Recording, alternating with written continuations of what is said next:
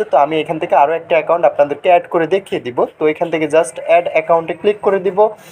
Add অ্যাকাউন্টে click করে দেওয়ার পরবর্তীতে আমরা এখান থেকে জাস্ট আমাদের মোবাইল নাম্বারটা দিয়ে দিতে হবে, যেই ইমো অ্যাকাউন্টটা আমরা এটাতে অ্যাড করতে চাচ্ছি। তো একটা অ্যাপসে আমরা এখান থেকে 3 অ্যাকাউন্ট ইউজ করব। তো আমি এখান থেকে জাস্ট আমার নাম্বারটা দিয়ে দিতেছি। নাম্বারটা দেওয়ার পরবর্তীতে এখান থেকে টিক মার্কে ক্লিক করে দিলাম। টিক মার্কে ক্লিক করে আমরা সিম্পলি আমাদের ওই ওটিপিটা দিয়ে দিতে হবে। ওটিপিটা দেওয়ার পরবর্তীতে অ্যাকাউন্টটা আমাদের এখান থেকে অ্যাক্টিভ হয়ে যাবে। তো আমরা খুব সহজভাবে একটা ইমো অ্যাপসের মাধ্যমে আমরা কয়েকটা অ্যাকাউন্ট এখান থেকে লগ ইন করে করে আমরা লক আউট করে অ্যাকাউন্টটা ব্যবহার করতে পারবো। তো এখানে অলরেডি আমি 3টে অ্যাকাউন্ট ব্যবহার করতেছি। তো আপনি চাইলে এটা 3 ডটে ক্লিক করে এটা রিমুভ করে দিতে পারবেন। এখান থেকে আপনার আলাদাভাবে কোনো অ্যাপসের প্রয়োজন নেই, কিংবা দ্বিতীয় কোনো ইমো অ্যাকাউন্ট ডাউনলোড করতে হবে না।